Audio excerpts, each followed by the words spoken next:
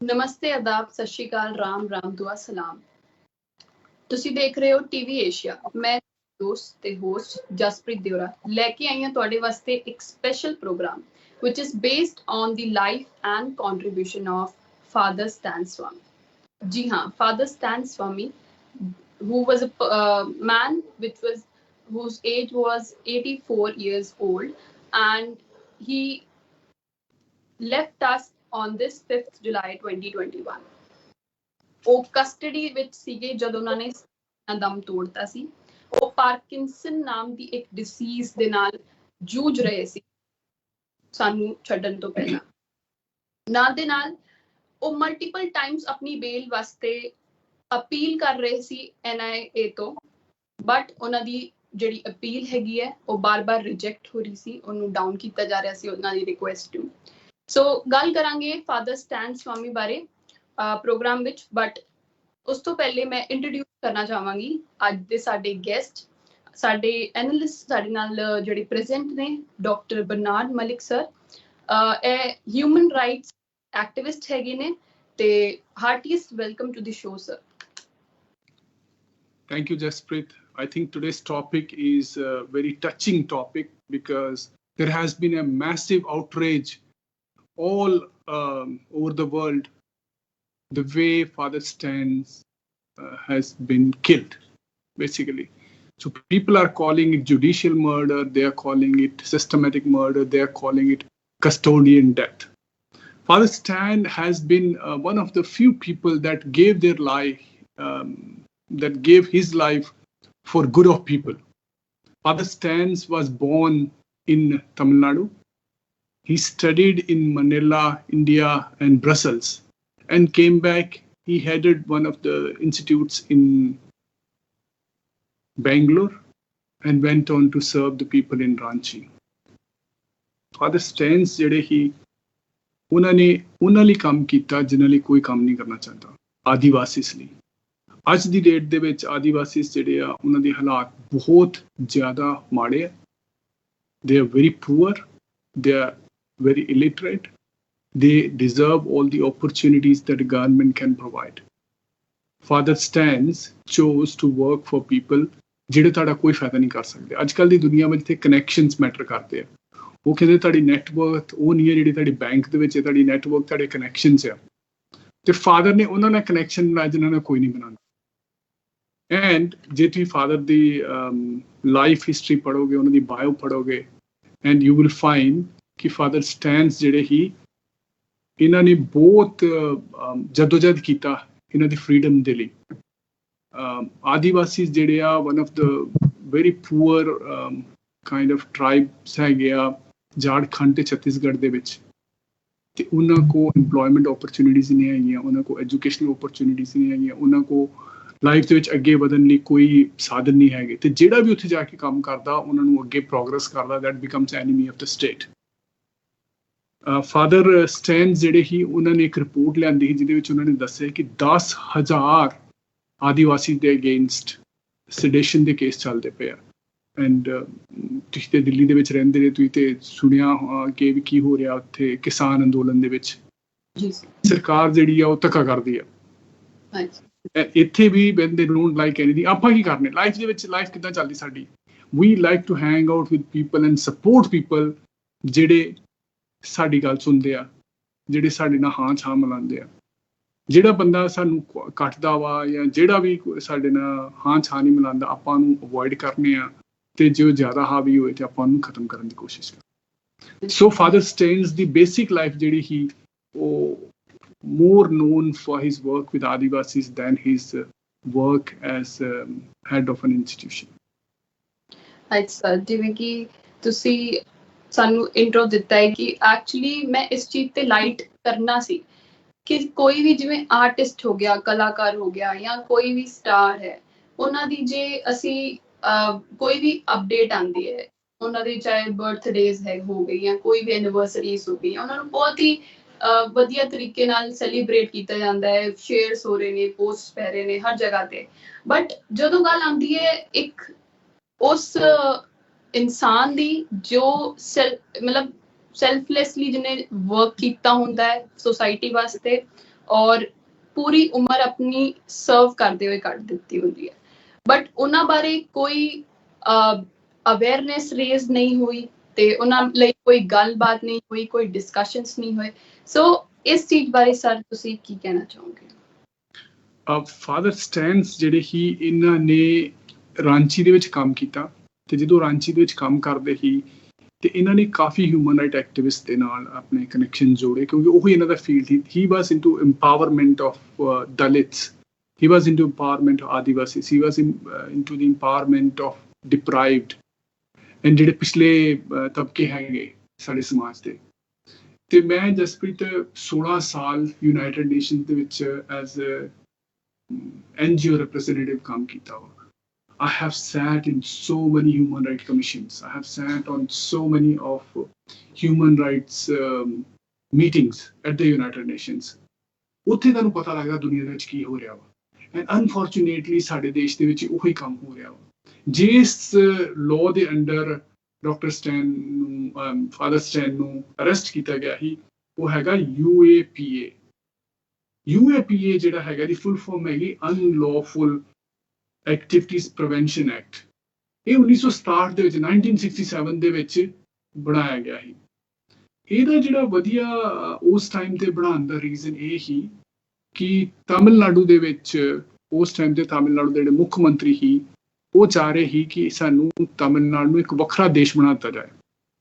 ਸੋ ਉਦੋਂ ਹੀ ਉਹਨਾਂ ਨੇ ਮਦਰਾਸ ਨੂੰ ਤਾਮਿਲਨਾਡੂ ਦਾ ਨਾਮ ਦਿੱਤਾ, ਸਟੇਟ ਦਾ।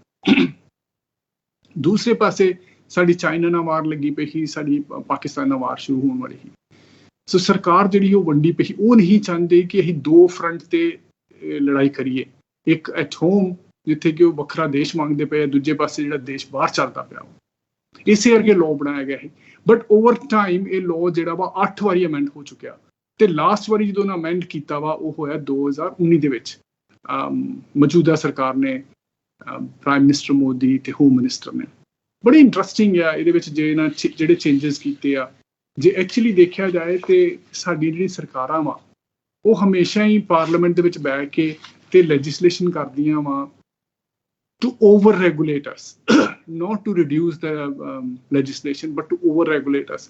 ਇਹਦੇ ਵਿੱਚ ਜਿਹੜਾ ਪਹਿਲਾ 1967 ਦਾ ਹੀ, I'm sure ਤੁਹਾਡੇ ਸਰੋਤੇ ਜਿਹੜੇ ਆ ਉਹ ਅਵੇਅਰ ਹੋਣਗੇ ਕਿ ਇੱਕ ਟਾਡਾ ਹੁੰਦਾ ਸੀ, ਇੱਕ ਪੋਟਾ ਹੁੰਦਾ ਸੀ, ਜਿਹਦੇ ਅੰਦਰ ਜਿਹੜੀ ਇੰਡੀਵਿਜੂਅਲ ਲਿਬਰਟੀ ਸੀ ਉਹ ਸਸਪੈਂਡ ਕੀਤੀਆਂ ਜਾਂਦੀਆਂ ਸੀ। ਹਾਂਜੀ।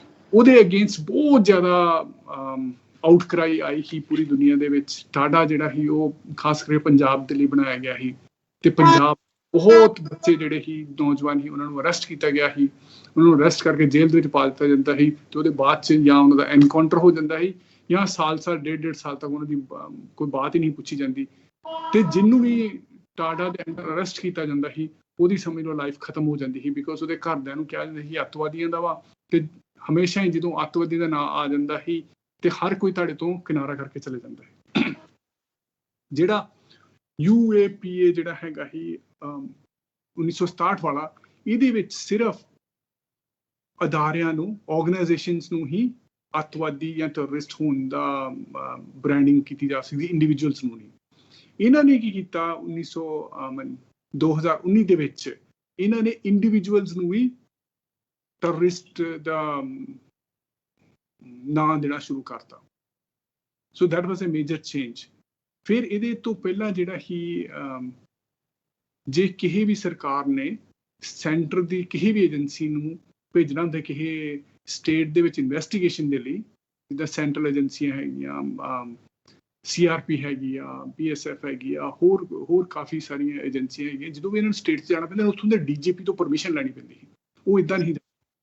ਪਰ ਇਹਦੇ ਵਿੱਚ ਇਹਨਾਂ ਕੀ ਚੇਂਜਸ ਲੈਂਦੇ ਆ ਕਿ ਹੁਣ ਇਹਨਾਂ ਨੂੰ DGP ਦੀ ਪਰਮਿਸ਼ਨ ਲੈਣ ਦੀ ਲੋੜ ਨਹੀਂ ਆ, ਇਹ ਆਪਣੇ DGP ਤੋਂ ਪਰਮਿਸ਼ਨ ਲੈ ਕੇ ਚਲੇ ਜਾਂਦੇ ਆ।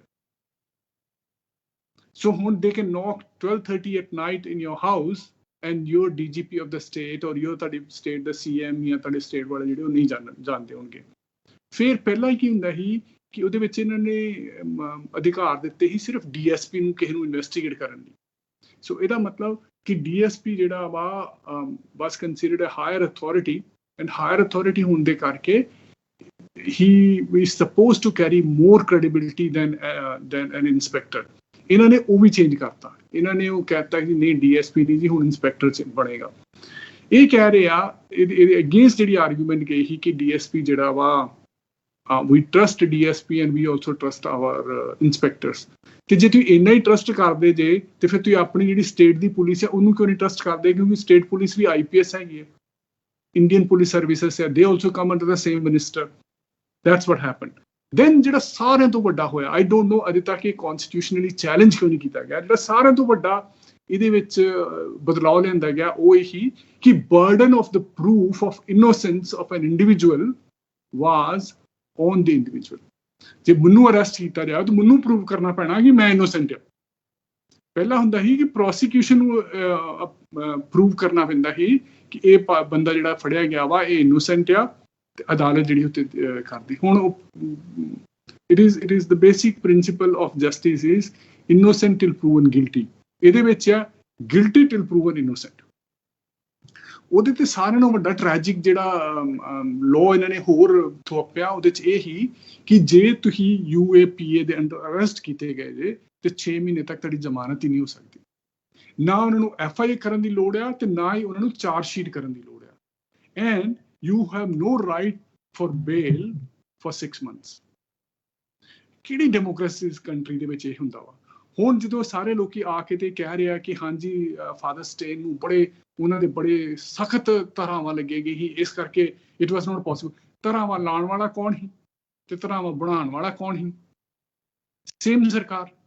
So it is very hypocritic when people come and make a judgment on 84-year-old man ਜਿਹੜੇ ਕਿ ਸਟਰਗਲ ਕਰਦੇ ਪਏ ਸੀ ਉੱਥੇ, and all he did was all his life ਜਿਹੜੀ ਸਰਕਾਰ ਨਹੀਂ ਕਰ ਸਕੀ ਉਹ the government of India or any government, for Australian government, all the governments do not have the resources to service the needs of its poor citizens. ਇਸੇ ਕਰਕੇ social groups ਆਉਂਦੇ ਆ, ਇਸੇ ਕਰਕੇ ਚਰਚ ਆਉਂਦਾ ਵਾ, ਗੁਰਦੁਆਰੇ ਆਉਂਦੇ ਆ. ਤੁਸੀਂ ਦੇਖਿਆ ਹੋਣਾ ਜਦੋਂ ਕੋਵਿਡ ਸੈਕਿੰਡ ਵੇਵ ਬਹੁਤ ਉੱਪਰ ਹਿੱਟ ਕੀਤੀ ਸੀ ਚਰਨ ਤੇ ਹੀ, ਤੇ ਉਸ ਵੇਲੇ ਗੁਰਦੁਆਰੇ ਵਾਲੇ ਆ ਕੇ ਤੇ ਆਕਸੀਜਨ ਦੇ ਰਹੇ, ਚਰਚਸ ਵਾਲੇ NGOs ਆ ਕੇ ਹੈਲਪ ਕਰਦੇ ਪਏ. that is the way our social fabric is made. ਤੇ ਜੋ ਸੋਸ਼ਲ ਫੈਬਰਿਕ ਦੇ ਵਿੱਚ ਤੁਸੀਂ ਇੱਕ ਬੰਦਾ ਜਿਹੜੀ ਕਿ ਗਰੀਬ ਦੀ ਹੈਲਪ ਕਰਦਾ ਪਿਆ ਉਹਨੂੰ ਚੁੱਕ ਕੇ ਅੰਦਰ ਦੇ ਦਿਓ ਤੇ ਉੱਤੇ ਧਾਰਾ ਹੀ ਇਦਾਂ ਦੀਆਂ ਲਾ ਦਿਓ. NIA ਉੱਤੇ ਧਾਰਾ ਲਗਾ ਦਿੰਦੀ ਆ ਕਿ ਉਹ 6 ਮਹੀਨੇ ਦੀ ਅਪੀਲ ਨਹੀਂ ਹੋ ਸਕਦੀ, 6 ਮਹੀਨੇ ਦੀ ਜ਼ਮਾਨਤ ਨਹੀਂ ਹੋ ਸਕਦੀ, 6 ਮਹੀਨੇ ਉਹਦਾ ਚਾਰਜ ਸ਼ੀਟ ਨਹੀਂ ਦਰਜ ਹੋ ਸਕਦੀ, 6 ਮਹੀਨੇ ਦੀ FIR ਨਹੀਂ ਹੈਗੀ, ਰਾਈਟ? ਫਿਰ ਤੁਸੀਂ ਉਹਨੂੰ ਕਹਿ ਰਹੇ ਜੀ ਹਾਂਜੀ ਕਿਉਂਕਿ ਇੰਨੀਆਂ ਸਖਤ ਧਾਰਾਵਾਂ ਹੀ ਉਹ ਗਿਲਟੀ ਆ. ਇੰਟਰਸਟਿੰਗ ਫੈਕਟਸ ਜਿਹੜੇ ਆਏ ਆ, ਮੈਂ ਕਾਫੀ ਸਟੱਡੀ ਕੀਤੀ ਇਹਦੇ ਬਾਰੇ. ਮੈਂ TV ਤੇ ਕਾਫੀ ਡਿਬੇਟ ਵੀ ਦੇਖੇ ਇਹਦੀ ਪ੍ਰੈਪਰੇਸ਼ਨ ਦੇ ਵਿੱਚ, ਤੇ ਡਿਬੇਟ ਦੇ ਵਿੱਚ ਕਿਹਾ ਜਾ ਰਿਹਾ because very strict arrest was done ਤੇ ਉਹਨਾਂ ਤੇ ਇੰਨੀਆਂ ਧਾਰਾਂ ਲਾਈਆਂ ਗਈਆਂ ਸੀ, ਇਸ ਕਰਕੇ it was not possible for him to be bailed out, right? Do you want to see and hear the statistics about this? NIA's conviction rate is 2%. So 98 people, 100 people that are arrested by NIA, only 2 people are convicted, 98 people go free. This is a shameful projection of our justice system. Right, sir. But sir, ਜਿਵੇਂ ਅਸੀਂ discuss ਕਰਦੇ ਹਾਂ ਅਸੀਂ legal advisor ਦੇ ਨਾਲ ਕਿ ਜਿਵੇਂ ਤੁਸੀਂ ਉਹਨੇ ਫੈਕਟਰਸ ਬਾਰੇ ਗੱਲ ਕੀਤੀ ਕਿ you have to be in jail for 6 first month, ਤੋਂ ਸਾਥ ਹੀ ਸਾਥ ਜਿਹੜਾ ਤੁਸੀਂ ਇਹ ਦੱਸਿਆ ਕਿ ਇੰਡੀਵਿਜੂਅਲ ਐਕਟ ਥੋੜਾ ਜਿਹਾ ਇੰਟਰੋਡਿਊਸ ਹੋਇਆ ਇਹਦੇ ਵਿੱਚ ਜਦੋਂ 2019 ਦੇ ਵਿੱਚ ਅਪਡੇਟ ਹੋਇਆ UAPA. So whenever we talk about this, we discuss about it. They say ਕਿ ਐਂਟੀ ਟੈਰਰਿਸਟ ਹੈਗੀ ਹੈ ਇੱਕ ਜੋ ਇਨੀਸ਼ੀਏਟਿਵ ਲਿੱਤਾ ਗਿਆ ਗਵਰਨਮੈਂਟ ਵੱਲੋਂ ਜੋ ਟੈਰਰਿਜ਼ਮ ਰਿਮੂਵ ਕਰੇਗੀ ਇੰਡੀਆ ਚੋਂ, ਜਾਂ ਜੋ ਵੀ ਉਹਨਾਂ ਦੇ ਪ੍ਰੋਜ਼ ਐਂਡ ਕੌਨਸ ਹੈਗੇ ਨੇ ਉਹ ਚੀਜ਼ਾਂ ਉਹ ਅੱਗੇ ਰੱਖਦੇ ਸੀ. ਇਹ ਚੀਜ਼ ਕਿੱਥੇ ਤੱਕ ਜਸਟੀਫਾਈ ਕਰਦੀ ਹੈ? ਲੋਕ ਤੁਹਾਡੀ ਸਰਕਾਰ ਆ, ਤੁਸੀਂ ਜੋ ਕਰਨਾ ਚਾਹੋ ਕਰ ਲਓ, right? I know in democracies it used to be different. ਹਰ ਵਾਰੀ ਡੈਮੋਕ੍ਰੇਸੀ ਦੇ ਵਿੱਚ ਜਿਹੜਾ prime minister he was considered first among equals. ਜਿਹੜੀ ਮੌਜੂਦਾ ਸਰਕਾਰ ਇਹਦੇ ਵਿੱਚ ਕਿਹਨੂੰ ਜਾਣਦੇ? ਤੁਸੀਂ 2 ਹੀ ਬੰਦਿਆਂ ਨੂੰ ਜਾਣਦੇ. ਇਨਫੈਕਟ ਜਦੋਂ ਉਹਨਾਂ ਨੇ ਕੈਬਨਿਟ 'ਚ ਰੀਸ਼ਫਲ ਕੀਤਾ ਵਾ, I was surprised ਕਿ ਇਹ ਵੀ ਬੰਦੇ ਮਿਨਿਸਟਰ ਹੈਗੇ ਜਿਨ੍ਹਾਂ ਦੇ ਨਾਂ ਜਿਨ੍ਹਾਂ ਨੇ ਰਿਜ਼ਾਈਨ ਕੀਤੇ. So somehow we have taken a different thing. Leadership in democracy is leadership by consensus and not by definition. Leadership by definition is leaders like Saddam Hussein and other dictators. They are leaders by definition. Oh, I am the president and I am the president. There is nothing else. In India, it is democracy. It's leadership by consensus. So when they pass the law, just because you have majority in the parliament doesn't mean whatever you want to pass, you pass. Very interesting ਗੱਲ ਜਿਹੜੀ ਆ ਸਰਕਾਰ ਨੇ ਬਹੁਤ ਵਧੀਆ law pass ਕੀਤਾ, which is good. But we are talking about the misuse of the law. The misuse of the law is कि 72% increase ਹੋਇਆ ਵਾ arrest rate. ਕਿ ਜੇ ਉਹ ਪਹਿਲਾਂ ਇੱਕ ਬੰਦੇ ਨੂੰ ਅਰੈਸਟ ਕਰਦੇ ਪਏ ਸੀ until 2019, ਹੁਣ ਇਹ 72 ਬੰਦੇ ਨੂੰ ਅਰੈਸਟ ਕਰਦੇ ਪਏ. And as I gave you the statistics about convictions, conviction 2% ਹੈ. ਇਹਦਾ ਮਤਲਬ 70 ਬੰਦੇ ਜਿਹੜੇ ਅਰੈਸਟ ਕੀਤੇ ਜਾਂਦੇ ਆ ਜਾਂ 98 ਕਹਿ ਲਓ, ਉਹਦੇ ਚੋਂ ਜਿਹੜਾ 100% ਚੋਂ ਹੈਗਾ ਉਹ ਸਾਰੇ innocent ਹੈ. So sir, the purpose behind this arrest ਕੀ ਹੋ ਸਕਦਾ ਹੈ? Purpose behind this arrest was ਕਿ Father Stan ਜਿਹੜੇ ਹੀ ਉਹ okay, it's horrible. 10 ਬੰਦੇ ਨੂੰ ਅਰੈਸਟ ਕੀਤਾ ਗਿਆ ਕਿ they are urban Naxalites. ਠੀਕ ਹੈ ਜੀ, ਨਕਸਲਾਈਟ ਕਹਿ ਕੇ ਤੇ ਕਰਦੇ ਆ. ਜਦੋਂ ਆਪਾਂ ਛੋਟੇ ਸੀ ਨਾ ਤੇ ਉਦੋਂ ਮੈਨੂੰ ਯਾਦ ਹੈ ਮੇਰੇ ਭਾਜੀ ਕਹਿੰਦੇ ਹੁੰਦੇ ਸੀ ਕਿ ਇਹ ਨਾ ਨਕਸਲਾਈਟ ਆ, ਤੇ ਉਦੋਂ ਹੁੰਦਾ ਸੀ ਸ਼ੂਟ ਐਟ ਸਾਈਟ ਆਰਡਰ ਹੁੰਦੇ ਸੀ ਨਕਸਲਾਈਟਸ ਲਈ ਕਿ ਜੇ ਤੁਸੀਂ ਨਕਸਲਾਈਟ ਨੂੰ ਵੇਖੋ ਨੂੰ ਮਾਰ ਦਿਓ, ਸਰਕਾਰ ਮਾਰ ਦਿੰਦੀ ਸੀ ਉਹਨਾਂ ਨੂੰ. That is how they were treated. We grew up with that mentality ਕਿ ਨਕਸਲਾਈਟਸ ਜਿਹੜੇ ਬੈਡ ਹੁੰਦੇ. ਪਰ ਨਕਸਲਾਈਟ ਹੁੰਦੇ ਕਿਉਂ ਆ? You tell me. ਨਕਸਲਾਈਟ ਹੁੰਦੇ ਆ because they challenge their circumstances. ਇਹ ਗਰੀਬ ਲੋਕ ਹੈਗੇ ਆ, ਇਹਨਾਂ ਨੂੰ ਰੋਟੀ ਨਹੀਂ ਮਿਲਦੀ ਪਈ. They are born in a society that cannot present them opportunities for growth. ਇਸੇ ਕਰਕੇ ਤੁਸੀਂ ਦੇਖੋਗੇ ਬਹੁਤ ਜ਼ਿਆਦਾ ਟੈਰਰਿਜ਼ਮ ਜਿਹੜਾ ਵਾ ਉਹ ਵਧਿਆ ਪਿਆ ਵਾ ਝਾਰਖੰਡ ਦੇ ਵਿੱਚ, ਛੱਤੀਸਗੜ੍ਹ ਦੇ ਵਿੱਚ. ਉੱਥੇ ਪੁਲਿਸ ਦੇ ਅਟੈਕ ਹੁੰਦੇ ਆ because they have nothing else to do. They challenge their circumstances anytime state comes in. ਹੁਣ ਇਹਨਾਂ ਨੂੰ ਅਰੈਸਟ ਕੀਤਾ ਗਿਆ ਸੀ ਅਰਬਨ ਨਕਸਲਾਈਟ ਦੇ ਵਿੱਚ. ਠੀਕ ਹੈ, ਜੇ ਤੁਸੀਂ ਐਕਚੁਅਲੀ ਵੇਖੋ ਇੰਡੀਆ ਦੀ ਸਿਚੁਏਸ਼ਨ ਜਿਹੜੀ ਆ ਉਹਦੇ 'ਚ ਇਹਨਾਂ ਤੇ ਜਿਹੜਾ ਧਾਰਾ ਲਾਈ ਆ ਉਹਦੇ 'ਚ ਇਹ ਕਿਹਾ ਗਿਆ ਕਿ he was talking or he was in touch with people who wanted to assassinate prime minister and who wanted to disintegrate India. ਕਿ ਹਿੰਦੁਸਤਾਨ ਨੂੰ ਤੋੜਨਾ ਚਾਹੁੰਦੇ ਸੀ ਤੇ ਪ੍ਰਧਾਨ ਮੰਤਰੀ ਨੂੰ ਮਾਰਨਾ ਚਾਹੁੰਦੇ ਸੀ. I don't know ਇਹ ਲਾਅ ਪਾਸ ਕਿੱਦਾਂ ਹੋਇਆ ਤੇ ਇਹ ਚੈਲੰਜ ਕਿੱਦਾਂ ਨਹੀਂ ਹੋਇਆ ਅਜੇ ਤੱਕ. ਸੁਪਰੀਮ ਕੋਰਟ ਨੇ 2011 ਦੇ ਵਿੱਚ Indira Das versus state, Indira Das was from Assam versus state ਦੇ ਵਿੱਚ ਇਹ ਬੜੀ ਕਲੀਅਰਲੀ ਜਜਮੈਂਟ ਦਿੱਤੀ ਸੀ ਕਿ ਜਸਟ ਬਿਕੋਜ਼ ਕੋਈ ਕਿਸੇ ਗਰੁੱਪ ਦੀ ਮੀਟਿੰਗ ਅਟੈਂਡ ਕਰਦਾ ਪਿਆ ਵਾ ਜਾਂ ਉਹਦੇ ਕੋਲ ਉਹ ਗਰੁੱਪ ਦਾ ਲਿਟਰੇਚਰ ਫੜਿਆ ਗਿਆ ਵਾ, ਇਹਦਾ ਮਤਲਬ ਇਹ ਨਹੀਂ ਹੈ ਕਿ ਉਹ ਗਰੁੱਪ ਦਾ ਮੈਂਬਰ ਹੈ. ਠੀਕ ਹੈ ਜੀ, ਉਹ ਗਰੁੱਪ ਦਾ ਮੈਂਬਰ ਹੋਣ ਦਾ ਮਤਲਬ ਇਹ ਆ ਕਿ ਉਹਨੇ ਜਾ ਕੇ ਤੇ ਕੋਈ ਏਦਾਂ ਦੀ ਕਾਰਵਾਈ ਕੀਤੀ ਜਿਹਦੇ ਨਾਲ ਦੇਸ਼ ਵਿਦਰੋਹੀ ਜਾਂ ਭੜਕਾਊ ਭਾਸ਼ਣ ਦਿੱਤੇ ਆ. That's how you identify yourself. So supreme court ਦੀਆਂ ਹਦਾਇਤਾਂ ਇਹ 2011 ਦੀਆਂ ਵਾ. ਇਹਨਾਂ ਨੇ ਇਸ ਕਰਕੇ ਇਹਨਾਂ ਨੂੰ ਕਰਤਾ. ਐਂਡ ਜਿਹੜੇ ਫਾਦਰ ਸਟੈਨ ਨੇ ਕਿਹਾ ਕਿ ਈਮੇਲਸ ਵਰ ਪਲਾਂਟਡ ਕਿ ਮੈਂ ਨਹੀਂ ਭੇਜੀ email, they just came up with some emails to say ਕਿ ਤੁਸੀਂ ਉਹਨਾਂ ਦੇ in touch ਜੇ. Just because he is in touch with them doesn't prove his membership. Supreme Court ने बहुत clearly ये तो judgment देती है. Because NIA is empowered under this law, abuse is happening, so they arrested this man. Right. But sir, the question rises ki why the powerful wanted Father Stan Swami to be silenced? मतलब this is happening everywhere. मैं सिर्फ Father Stan Swami ਨੂੰ ਵਿੱਚ ਲੈ ਕੇ ਨਹੀਂ, ਜਿਵੇਂ ਅਸੀਂ farms ਤੇ ਜੇ ਚਲੇ ਜਾਈਏ ਤੇ ਉੱਥੇ ਜਿਹੜੇ ਐਕਟਿਵਿਸਟ ਜਾਂ ਜਰਨਲਿਸਟ ਗਰਾਊਂਡ ਰਿਪੋਰਟਿੰਗ ਕਰਦੇ ਨੇ ਉਹਨਾਂ ਨੂੰ ਵੀ ਸਰਕਾਰ ਚੁੱਪ ਕਰਾ ਰਹੀ ਹੈ. ਤੇ ਇਸ ਕੇਸ ਦੇ ਵਿੱਚ ਕਿਉਂ ਏਦਾਂ ਹੋਇਆ ਕਿ ਉਹ ਚਾਹੁੰਦੇ ਸੀ ਕਿ ਸਵਾਮੀ ਜੀ ਨਾ ਬੋਲਣ ਜਾਂ ਆਪਣੇ ਕੰਮ ਤੋਂ ਪਿੱਛੇ ਹਟ ਜਾਣ? ਜਸਪ੍ਰੀਤ, ਇਹ ਕਹਿੰਦੇ ਆ ਲਾਈਫ ਦੇ ਵਿੱਚ ਕਿ ਲੋਕੀ ਸੱਚ ਨਹੀਂ ਬੋਲਦੇ, ਜਦੋਂ ਸੱਚਾਈ ਇਹ ਆ ਕਿ ਸਾਡੇ ਕੋਲ ਸੱਚ ਸੁਣਨ ਦੀ ਖਮਤਾ ਨਹੀਂ ਹੈਗੀ. We are afraid of truth, and that is why ਜਿਹੜਾ ਸੱਚ ਬੋਲਦਾ ਵਾ ਇਹਨੂੰ ਐਲੀਮੀਨੇਟ ਕਰ. ਫਾਦਰ ਸਟੇਨ ਨੇ 2000 ਪਹਿਲਾਂ 4 years ago 2016 ਤੇ 17 ਦੇ ਵਿੱਚ ਇੱਕ ਰਿਪੋਰਟ ਕੱਢੀ ਸੀ ਕਿ 10,000 ਜਿਹੜੇ ਆਦੀਵਾਸੀ ਸੀ ਉਹਨਾਂ ਦੇ ਅਗੇਂਸਟ ਝੂਠੇ ਕੇਸ ਕੀਤੇ ਗਏ. ਸੈਡੀਸ਼ਨ ਦੇ ਕੇਸ ਕੀਤੇ ਗਏ ਆ ਤੇ ਉਹਨਾਂ ਨੇ ਉਹ ਜਿਹੜੀ ਰਿਪੋਰਟ ਸੀ ਉਹਦੇ ਵਿੱਚ ਐਕਚੁਅਲੀ ਇੰਟਰਵਿਊ ਕੀਤੇ ਤੇ ਉਹਨਾਂ ਨੇ ਇੰਟਰਵਿਊ ਦਾ ਰਿਜ਼ਲਟ ਇਹ ਕੱਢਿਆ ਕਿ 97% of under trials were innocent and most of them made less than $5,000 rupees a month. ਉਹ ਵਿਚਾਰਿਆਂ ਕੋਲ ਤੇ ਆਪਣੀ ਰੋਟੀ ਪਾਣੀ ਨਹੀਂ ਚੱਲਦਾ, ਰਾਈਟ? ਉਹ ਇੱਕ ਵਕੀਲ ਕਿੱਥੋਂ ਕਰ ਲੈਣਗੇ? ਮੈਂ ਤੁਹਾਨੂੰ ਹੋਰ ਦੱਸਾਂਗਾ UAPA ਦੇ ਅੰਡਰ ਹੋਰ ਕੀ ਟ੍ਰੈਜਡੀਆਂ ਹੈਗੀਆਂ ਵਾ। ਇੰਟਰਸਟਿੰਗਲੀ ਇਹਨਾਂ ਨੇ ਇਹ ਕਿਹਾ ਵਾ ਕਿ UAPA ਦੇ ਅੰਡਰ ਜੇ ਕਿਉਂਕਿ ਤੁਸੀਂ 6 ਮਹੀਨੇ ਤੱਕ ਜ਼ਮਾਨਤ ਨਹੀਂ ਅਪਲਾਈ ਕਰ ਸਕਦੇ, ਤੁਹਾਡੇ ਅਗੇਂਸਟ ਚਾਰਜ ਸ਼ੀਟ ਨਹੀਂ ਹੈਗੀ, ਬਟ ਤੁਸੀਂ ਜਿਹੜਾ ਤੁਹਾਨੂੰ ਅਰੈਸਟ ਕਰਦਾ ਵਾ ਉਸੇ ਮਤਲਬ NIA ਤੁਹਾਨੂੰ ਅਰੈਸਟ ਕਰਦੀ ਆ, ਤੁਸੀਂ NIA ਦੇ ਕੋਲ ਹੀ ਅਪੀਲ ਕਰ ਸਕਦੇ ਕਿ ਮੈਂ ਟੈਰਰਿਸਟ ਨਹੀਂ ਹੈਗਾ। ਜਦੋਂ ਤੁਹਾਨੂੰ ਸੈਕਸ਼ਨ 4 ਚ ਪਾ ਦਿੰਦੇ ਆ, ਸੈਕਸ਼ਨ 4 ਮਤਲਬ ਦੇ declare you as an individual terrorist, then you can appeal to them, right? How naive you have to be ਕਿ ਜੇ ਮੈਂ ਤੁਹਾਨੂੰ ਕਹਿ ਰਿਹਾ ਕਿ ਤੁਸੀਂ ਮਾੜੇ ਜੇ ਤੇ ਫਿਰ ਤੁਹਾਨੂੰ ਮੈਂ ਉਹ ਕਹਾਂਗੇ ਨਹੀਂ ਮੇਰੇ ਕੋਲ ਗਲਤੀ ਹੋ ਗਈ ਆ, I lose my job, ਸਰਕਾਰੀ ਨੌਕਰੀ ਆ, ਰਾਈਟ? ਸੋ ਉਹਦੇ ਬਾਅਦ ਚ ਕੀ ਹੈ ਕਿ ਜੇ NIA ਜਿਹੜੀ ਆ ਉਹ ਫਾਈਂਡ ਆਊਟ ਕਰਦੀ ਆ ਕਿ ਨਹੀਂ ਤੁਸੀਂ ਟੈਰਰਿਸਟ ਹੈ, then you can appeal another way. Other way is ਕਿ ਸਰਕਾਰ ਜਿਹੜੀ ਆ ਇੱਕ ਰਿਟਾਇਰਡ ਜੱਜ ਨੂੰ ਬਿਠਾਏਗੀ, ਉਹਦੀ ਕਮੇਟੀ ਬਣਾਏਗੀ, ਰਾਈਟ?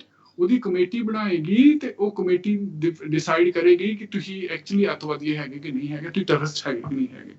ਹੁਣ ਮੈਨੂੰ ਦੱਸੋ ਕਿ ਪਿਛਲੇ ਸਾਲ ਦੇ ਵਿੱਚ 2019 ਤੋਂ ਬਾਅਦ 72% ਕੇਸਸ ਜਿਹੜੇ ਆ ਉਹ ਵਧੇ ਆ ਅਰੈਸਟ ਦੇ, ਠੀਕ ਹੈ ਜੀ?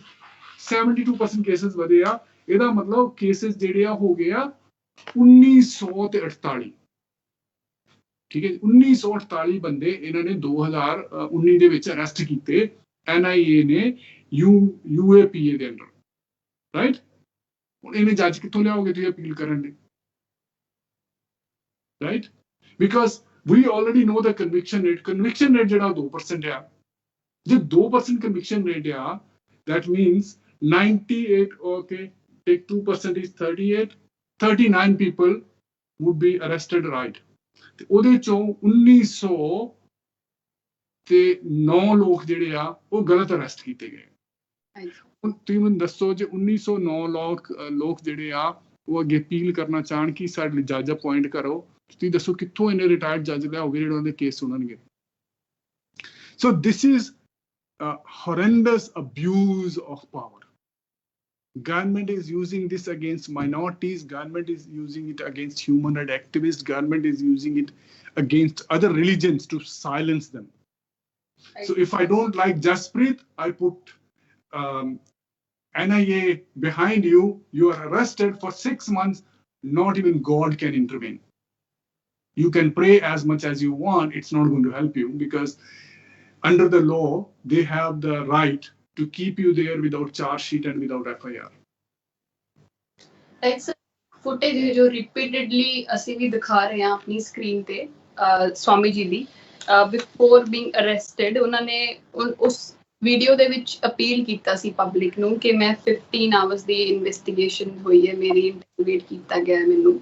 ਸੋ ਉਸ ਵੀਡੀਓ ਤੋਂ ਬਾਅਦ ਉਹਨਾਂ ਨੂੰ ਕਸਟਡੀ ਵਿੱਚ ਲਿੱਤਾ ਗਿਆ ਸੀਗਾ। ਸੋ anything upon it sir?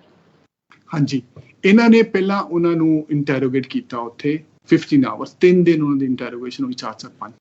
You have to consider it, okay? He's 84-year-old man. And if I can fast forward it quickly, ਉਹਨਾਂ ਨੇ 7 ਵਾਰੀ ਅਪੀਲ ਕੀਤੀ ਆਪਣੀ ਬੇਲ ਲਈ, ਠੀਕ ਹੈ ਜੀ? ਬੇਲ ਅਪਲਾਈ ਕੀਤੀ, 2 ਵਾਰੀ ਰਿਜੈਕਟ ਹੋ ਗਈ, 5 ਵਾਰੀ ਪੈਂਡਿੰਗ। ਤੇ ਟ੍ਰੈਜਡੀ ਦੇਖੋ, ਹਿਊਮਨ ਟ੍ਰੈਜਡੀ ਦੇਖੋ ਇਹਦੇ ਚ ਕਿ ਇਹਨਾਂ ਨੇ ਕੋਰਟ ਨੂੰ ਦੱਸਿਆ ਕਿ ਫਾਦਰ ਸਟੇਨ ਦੀ ਡੈਥ ਹੋ ਗਈ ਆ, ਬਾਹਰ ਨਹੀਂ ਨਿਊਜ਼ ਗਈ, ਰਾਈਟ? ਜਦੋਂ ਕਿ ਉਹਨਾਂ ਦੀ ਬੇਲ ਹੀਅਰਿੰਗ ਚੱਲਦੀ ਪਈ। ਆਲਰਾਈਟ, ਨਾਓ ਇੱਕ ਜਿਹੜੀ ਇਹਨਾਂ ਦੀ ਬੇਲ ਰਿਜੈਕਟ ਹੋਈ ਉਹਦੇ ਚ ਇਹਨਾਂ ਨੇ ਇਹ ਕਿਹਾ ਕਿ ਸਾਡੇ ਕੋਲ ਕੋਈ ਪ੍ਰੂਫ ਨਹੀਂ ਹੈਗਾ ਕਿ ਹੀ ਇਜ਼ ਸਿਕ, ਕਿ ਉਹ ਬਿਮਾਰ ਹੈਗੇ। ਤੁਸੀਂ ਮੈਨੂੰ ਇਹ ਦੱਸੋ, ਹਿੰਦੁਸਤਾਨ ਦਾ ਜਿਹੜਾ ਨਾ ਲਾਈਫ ਸਪੈਨ ਆ ਇੰਡੀਅਨਸ ਦਾ ਉਹ ਹੈਗਾ 69-year-old, ਤੇ ਔਨ ਐਵਰੇਜ 69-year-old ਦਾ ਬੰਦਾ ਜਿਹੜਾ ਉਹ ਇੰਨਾ ਹੀ ਜਿੰਦਾ ਵਾ, ਉਹਦੇ ਬਾਅਦ ਚ ਮਰ ਜਾਂਦਾ। ਅਮਰੀਕਾ ਦਾ ਹੈਗਾ 79-year-old ਤੇ ਇੰਗਲੈਂਡ ਦਾ ਹੈਗਾ 89-year-old। ਇਹਦਾ ਮਤਲਬ ਇਹ ਆ ਕਿ ਜਦੋਂ ਤੁਸੀਂ ਇੱਕ ਤਰ੍ਹਾਂ 69 ਤੋਂ ਬਾਅਦ ਚਲੇ ਜਾਂਦੇ ਸੋਚੋ ਕਿ ਤੁਸੀਂ 2-4 ਬਿਮਾਰੀਆਂ ਦੇ ਸ਼ਿਕਾਰ ਹੈਗੇ ਨੇ then you are fighting against the established set ਕਿਹੜਾ ਬੰਦਾ ਮੈਨੂੰ ਦੱਸੋ ਜਿਹੜਾ 84 ਈਅਰ ਦਾ ਹੈਗਾ ਵਾ ਤੇ he doesn't have few sicknesses ਕੋਈ ਬਿਮਾਰੀਆਂ ਨਹੀਂ ਹੈਗੀਆਂ ਉਹ ਕੋਈ ਮੈਡੀਕੇਸ਼ਨ ਤੇ ਨਹੀਂ ਹੈਗਾ so what I find is ਕਿ government wanted him dead NIA wanted him dead ਇਸੇ ਕਰਕੇ NIA ਦੇ ਕੋਲ ਕੋਈ strong proof ਨਹੀਂ ਹੈਗੇ if this case goes to court and FIR is filed against this police Maharashtra police because jails come under Maharashtra police and against NIA everything will go untrue that is why I think it is important that some people take up this case and fight Sir, briefly, we want a light on the case on which the father Swami was being into custody or the allegations which were there on him. So what was this? Allegations against the main allegation was that he was urban nexus as I told you. But the arrest hoya there is a famous case in what you call Maharashtra and ਉਹ case ਨੂੰ ਕਹਿੰਦੇ ਆ 2018 ਦੇ ਵਿੱਚ Bhima ਕੋਰਗਾਉਂ case ਉੱਥੇ violence ਹੋਈ ਸੀ ਕੁਝ ਬੰਦੇ ਉਹਦੇ ਚ ਮਾਰੇ ਗਏ ਤੇ ਇਹਨਾਂ ਨੂੰ ਇਹ ਕਹਿ ਰਹੇ ਆ ਕਿ 10 ਜਣੇ ਜਿਹੜੇ ਸੀ ਇਹ ਕਮਿਊਨਿਸਟ ਪਾਰਟੀ ਦੇ ਮੈਂਬਰ ਹੈਗੇ ਆ ਤੇ ਇਹਨਾਂ ਨੇ ਵਾਇਲੈਂਸ ਇਨਸਟੀਗੇਟ ਕੀਤੀ ਉੱਥੇ ਐਂਡ ਉੱਥੋਂ ਦੇ ਜੱਜ ਨੇ ਜਿਹੜੇ ਮਤਲਬ ਜੱਜ ਮਹਾਰਾਸ਼ਟਰ ਦੇ ਜੱਜ ਸੀ ਉਹਨਾਂ ਦਾ ਨਾਮ ਹੈਗੇ ਦਿਨੇਸ਼ ਕੋਤਾਲੀਕਰ ਉਹਨਾਂ ਨੇ ਲਿਖਿਆ ਵਾ ਕਿ ਫਾਦਰ ਸਟੈਨ ਬਾਰੇ ਜਦੋਂ ਉਹਨਾਂ ਦੀ ਬੇਲ ਦੀ ਐਪਲੀਕੇਸ਼ਨ ਦਿੱਤੀ ਗਈ and I'll read quote unquote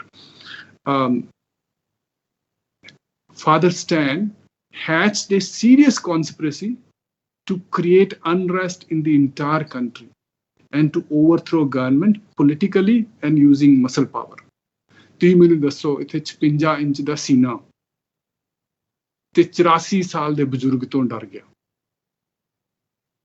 right it's one thing to say lot of politics and try to bluff people to get into power it's another thing to tell the truth in his case this is a judicial murder we grew up and I used to have a friend who was Supreme Court justice and every time I would visit India I would sit down with him and talk to him and I used to talk to him sir how come you guys are not afraid because you pass judgments against terrorists you pass judgments against government and when you are at the Supreme Court you know ਮੱਕਿਓਂ ਪਰੇ ਉਜਾੜ ਪੰਜਾਬੀ ਦੀ ਕਹਾਵਤ ਹੈਗੀ ਉਹ ਤੋਂ ਪਰੇ ਕੋਈ ਨਹੀਂ ਹੈਗਾ ਤੁਸੀਂ ਬੰਦਾ ਮਾਰਤਾ ਮਾਰ ਗਿਆ ਜਿਹਨੂੰ ਤੁਸੀਂ ਛੱਡਤਾ ਉਹ ਛੱਡਤਾ ਸੁਣਾ ਗਿਆ and I said how come ਕਿ ਤੁਸੀਂ ਡਰਦੇ ਨਹੀਂ ਜੇ he used to be chief justice of JNK ਉਹ JNK ਇੱਕ ਸਟੇਟ ਹੁੰਦਾ ਸੀ ਜਦੋਂ ਹੁਣ ਗੱਲ ਕਰਾਂਗੇ ਇੱਕ ਟਾਈਮ ਤੇ ਜੰਮੂ ਕਸ਼ਮੀਰ ਇੱਕ ਸਟੇਟ ਹੁੰਦਾ ਸੀ ਤੇ ਉਦੋਂ ਦੀ ਗੱਲ ਹੈ ਰਾਈਟ ਤੇ ਉਹ ਮੈਨੂੰ ਕਹਿੰਦੇ look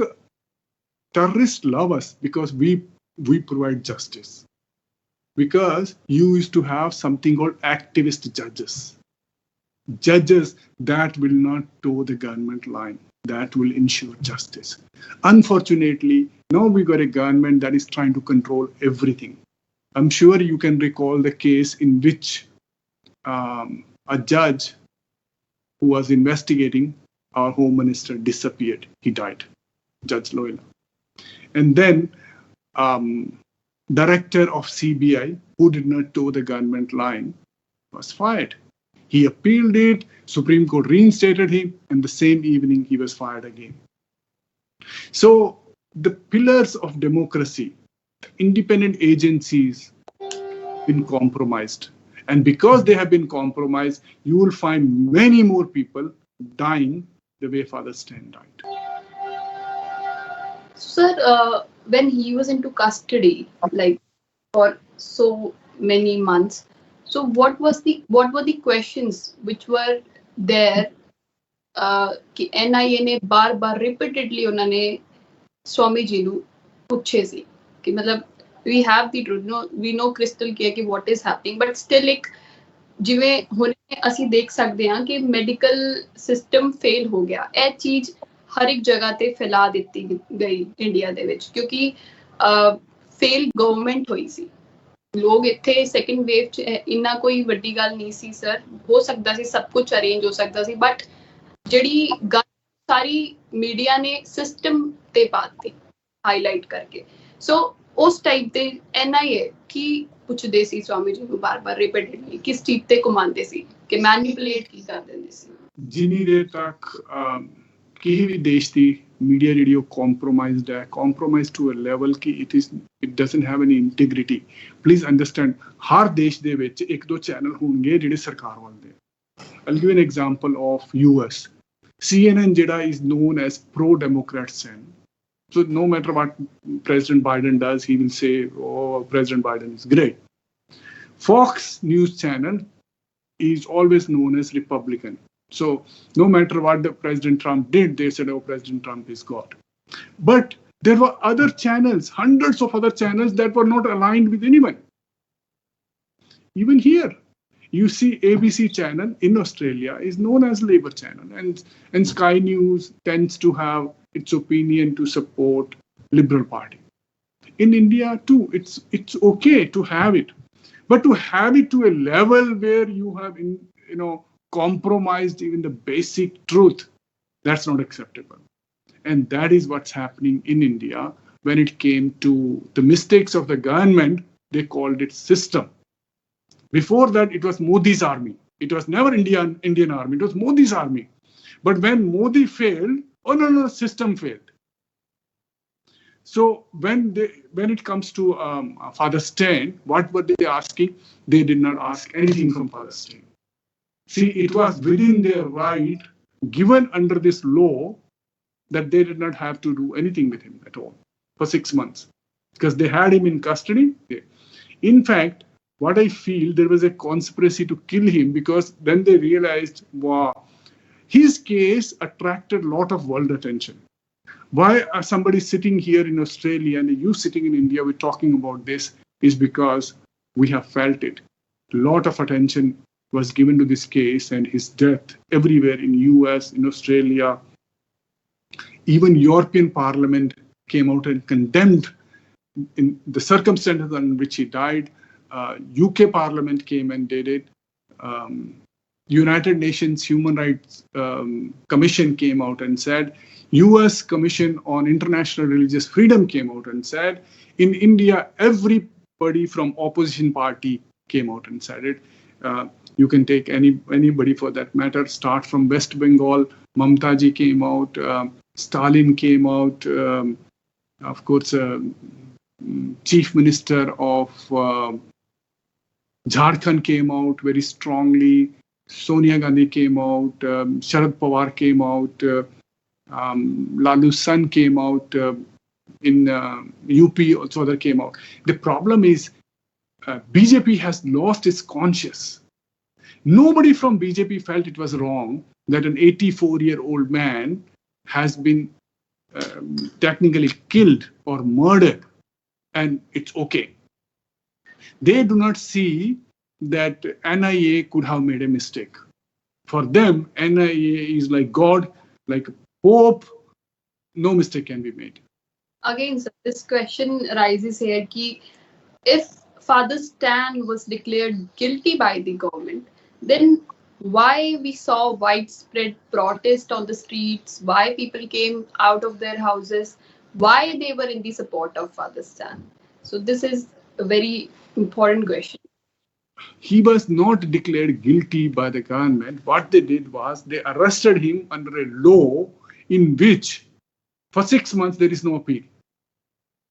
And because that law is very stringent, it is generally assumed that there has to be certain level of guilt or a sure level of guilt before you're arrested under that. But you have seen people that have been arrested under it. Our 3-time Chief Minister of Jammu, 2-time Chief Minister of Jammu, 1-time Chief Minister of Jammu, and other leaders were arrested under this, and now they have been freed. So government uses this as a tool to intimidate people that the government doesn't like. Government uses it as a tool to silence people that it doesn't like it.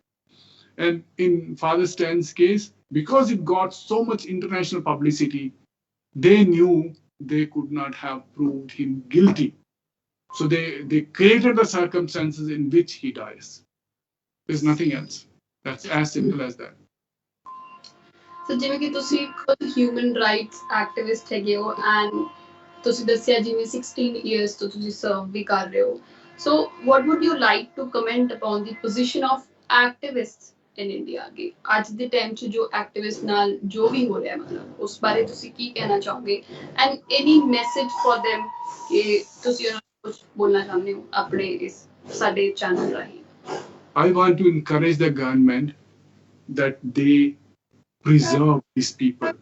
Free karo ਉਹਨਾਂ ਨੂੰ ਜਿਹੜੇ ਜੇਲ੍ਹਾਂ ਦੇ ਵਿੱਚ ਫਸੇ ਪਏ ਆ 10,000 people have been put under sedition law in Jharkhand alone, Adivasis. You know, in Delhi and other places, all you have to do is type it there and you will find people by the dozens are in jails. For what? Just because they chose to speak against the government. This law that UAPA is against Indian Constitution. In Indian Constitution, Article 21 provides you right to life, and you are against that because in father's case, they technically killed him. They saw he was very sick. On the other hand, the lady who actually did the bomb blast and is accused was freed and is an MP today because of health grounds. And here the 84-year-old who is only accused has never done anything, and under the strict interpretation of 2011 Indira Das law, a judgment of Supreme Court, he can't even be arrested. They did not have to arrest him. He was not a flight risk. They did not have to arrest him. He was not going anywhere. He was not in an imminent threat. It's not like he was making bombs. They arrested him to send a stronger message to Adivasis that anybody who speaks for you, anybody who helps you, will silence them. Government should encourage human rights. It looks good on the government. It is for the growth. Now, why Modi, as a prime minister, changed a lot of these people whom he said, oh, they are not performing. Who tells you they are not performing? People like us, the human rights activists, they tell you you are not doing it right. You're happy to take what we say, but you're not happy with us. Right? If you see the judgment of Delhi High Court, they came out and said the law of sedition is being overly aggressively used. Anybody who says, okay, Prime Minister Modi, I think you made a mistake by not being proactive before second phase of COVID, right? You silence them, put a sedition law against him. Human rights are important for nation building. Human rights activists are assets for the government, assets for any country. I think I urge the government, I request the government, I plead with the government that they should look at these cases again, free them, so there are not many cases where government feels embarrassed. In this case, government felt very embarrassed, and that is why they put the foreign ministry to say, no, the due process of law took place. Right, sir. We really request the government of India ke ਸਾਡੇ ਜਿੰਨੇ ਵੀ human right activist ਹੈਗੇ ਨੇ ਜਾਂ ਜੋ ਵੀ ground ਤੇ ਅੱਜ ਕੱਲ report journalist ਹੋ ਗਏ ਜਾਂ ਜੋ ਵੀ ਸੋਸਾਇਟੀ ਵਿੱਚ ਅੱਛਾ ਚੇਂਜ ਲੈ ਕੇ ਆਉਣਾ ਚਾਹੁੰਦੇ ਉਹਨਾਂ ਨੂੰ ਇੱਕ ਬੈਟਰ ਪੋਜੀਸ਼ਨ ਰਿਸਪੈਕਟ ਮਿਲੇ ਅੱਗੇ ਆਉਣ ਵਾਲੇ ਸਮੇਂ ਦੇ ਵਿੱਚ ਸਹੀ ਨੂੰ ਸਾਥ ਦਿੱਤਾ ਜਾਏ ਸਹੀ ਦਾ ਸਾਥ ਦਿੱਤਾ ਜਾਏ ਔਰ ਸਰ ਬਹੁਤ ਵਧੀਆ ਲੱਗਿਆ ਕਿ ਤੁਸੀਂ ਅੱਜ ਸਾਨੂੰ ਜੁਆਇਨ ਕੀਤਾ ਤੇ ਸਾਡੇ ਨਾਲ ਇਹਨਾਂ ਸਾਰੇ ਟੌਪਿਕਸ ਦੇ ਉੱਤੇ ਤੁਸੀਂ ਗਾਈਡ ਕੀਤਾ ਸਾਨੂੰ ਸਾਡੇ ਵਿਊਅਰਸ ਨੂੰ ਸੱਚ ਦੱਸਿਆ ਕਿ ਕੀ ਸਟੈਟਸ ਹੈਗੇ ਨੇ ਕਿਵੇਂ ਐਕਟਿਵਿਸਟ ਨਾਲ ਕੀ ਵਰਤਾਵ ਹੈਗਾ ਹੈ ਗਵਰਨਮੈਂਟ ਦਾ ਔਰ ਆਉਣ ਵਾਲੇ ਟਾਈਮ 'ਚ ਆਪਾਂ ਕਿਵੇਂ ਕੀ ਕੁਝ ਕਰ ਸਕਦੇ ਸੋ ਬਹੁਤ ਧੰਨਵਾਦ ਹੈ ਸਰ ਤੁਹਾਡਾ ਬਹੁਤ ਅਸੀਂ ਖੁਸ਼ ਹੈਗੇ ਕਿ ਤੁਸੀਂ ਸਾਡੇ ਨਾਲ ਜੁੜੇ ਹੋ thank you for joining us and ਤੁਸੀਂ ਦੇਖ ਰਹੇ ਸੀ ਟੀਵੀ ਏਸ਼ੀਆ ਨਾਲ ਸਾਡੇ ਜੁੜੇ ਰਹੋ ਨਮਸਤੇ ਸਤਿ ਸ਼੍ਰੀ ਅਕਾਲ ਆਦਾਬ ਤੇ ਉਦੋਂ ਤੱਕ ਤੁਸੀਂ ਜਿੰਨੇ ਵੀ ਅਪਡੇਟਸ ਔਰ quick updates and other news ਇਸ ਵਾਸਤੇ ਸਾਡੇ ਲਈ ਜੁੜ ਸਕਦੇ ਹੋ ਸਾਡੇ ਅਦਰ ਸੋਸ਼ਲ ਮੀਡੀਆ ਪਲੇਟਫਾਰਮਸ ਉੱਤੇ and be safe, stay healthy. Thank you so much.